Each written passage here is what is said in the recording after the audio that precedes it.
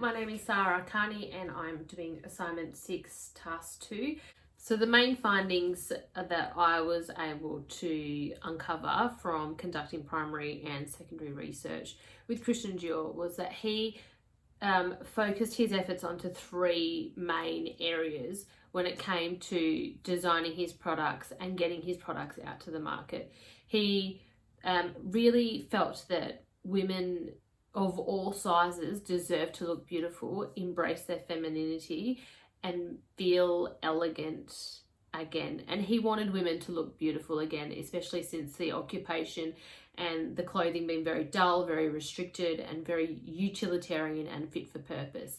He was able to achieve this goal by not only having beautiful dresses, but by having live models that he called mannequins, and they would wear the dresses. So he wanted the dresses to really flow and have a life and have movement, and he wanted the customer and the buyer to really visualize themselves in the dress. And what better way to do that by having somebody wear the dress, somebody have the attitude, the expression, the feeling, and to be able to portray that to the buyer and the customers. He also he was able to encourage the rise of couture again, because he was able to feed into all those different markets. So he had his very high-end customers that wanted the one-off items that he was specifically able to design for, but he was also able to design for the different classes of society by having a shopfront and a boutique that was beautiful, but that had ready-to-wear made garments that could be purchased at the time, and people could feel like they were able to have that feeling of elegance and femininity again.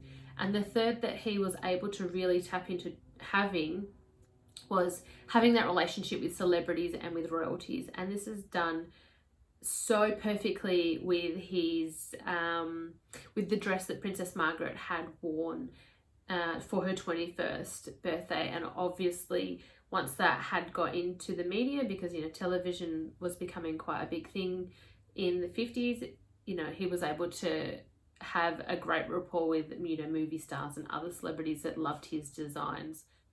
Having these research findings, they're important to understand what was happening in history at the time, which was obviously the Second World War and the occupation. That had a big influence on Dior's designs.